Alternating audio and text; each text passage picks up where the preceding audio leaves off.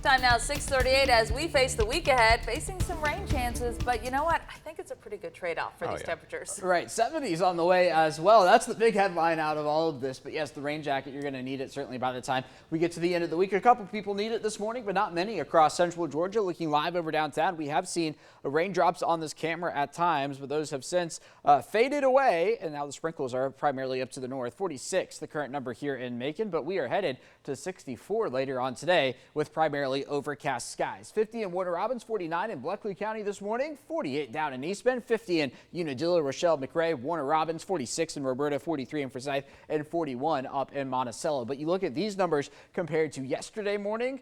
How about this? 15, 20, 25 degrees warmer in a couple of spots across central Georgia. Yes, the 20s, the actual air temperature in the 20s are history for us. Not going to be looking at that anytime soon. But we do still have some scattered sprinkles out there this morning. It has been heavier at times across parts of Monroe County, Upson County, and Crawford County. But still, you got a couple green splotches here on the radar, say in and around Twiggs County, Wilkinson, back into Washington County. This is going to remain possible from now until about the noon hour. And then after 12 p.m., we will begin to clear out. But I still think we'll be hanging on to that cloud cover with temperatures here in the low 60s, maybe even mid 60s before the day is over. On into the overnight hours, we could see a few peaks of clear sky, but then showers will build in for tomorrow morning. Not necessarily widespread, we'll say. It's going to be pockets of showers lifting from southwest to northeast. And as we work our way into the morning hours and into the afternoon, it's going to remain a possibility for at least a little while longer than it is today. Here we are at 3 p.m. still looking at the possibility of showers there on into the evening hours. You're looking up towards Interstate 85 going, hello, is that a line of storms? Well, I don't think it's going to be storms. I don't think we're going to have the instability in our atmosphere in order to get those, but a line of heavy rain, no doubt.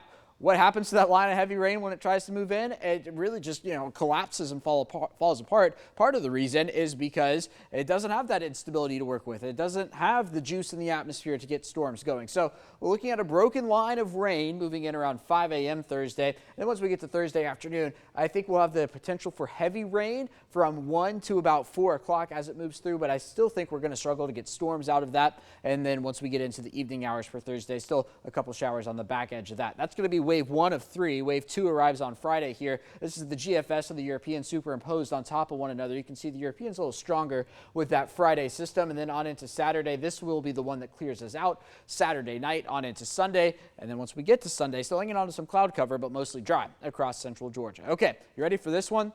We are getting closer to spring. What's the good news in that? Our days are getting longer. Today, 10 hours and 23 minutes of daylight. January 23rd, sunset at 5:58 later on tonight. That means this week we will see a sunset at 6 o'clock by Thursday. Once we get to February 15th, so less than a month away, we will have added about 40 minutes of daylight there. Once we get to March 15th, we'll be up to 12 hours of daylight. That's right around the first day of spring. So yeah, we're going to continue to add to that. And then, of course, daylight saving time begins on March 10th there. All right, in case you're counting down the days until spring, 56 days.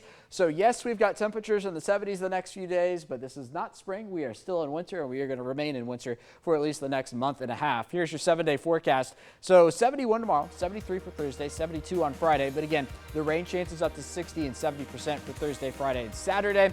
Clearing out for Sunday, still hanging on some cloud cover there, 61 the high temperature before we stay in the 50s there for Monday. Just looking ahead into next week, I do think we'll get a couple of dry days before our next weather system rolls into central Georgia.